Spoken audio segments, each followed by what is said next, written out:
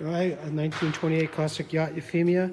I don't stern tie much, but I have to be able to stern tie and make it convenient. I don't want to have, if I can help it, I don't want to have a permanently fixed roller or reel on the back of the boat because I don't stern tie as much as a lot of people do. I mean, it's just when I have to or friends are already in a place and I'm going to join them. But I thought this would work as a solution considering how infrequently I do it. What I like about this is that the reel fits nicely in the trunk underneath the cockpit floor. Anything larger and it becomes a problem.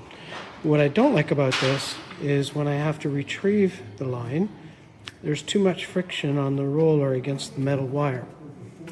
And I can't think of a way to let it free hang in there. So I've got an idea and I'll continue the video when I start getting into that. So the result is this. Now this would only be up when I'm deploying it or retrieving it. Even when it's deployed, I would take this down and put it away because it's super easy. I got a prusik knot over there that's tripled, or I think doubled or tripled around the post. And another prusik knot over there, so super easy to just take that pole out of there and put it away up top. And then I could put that reel into the trunk, and bringing it in, I just pull this on like that and it brings it in. And I can slide it along the pole left or right, which is nice because then it can make the rope traverse across the spool as I go. So I think this is a good solution for me because I don't expect to be stern tying very often, and I don't want to have a spool hanging up there because of that. So like I say, this pole can just be removed quickly. The prusik knots will just fall off after that because prusik knots only work when they're under tension. So there's tension because there's a reel on it.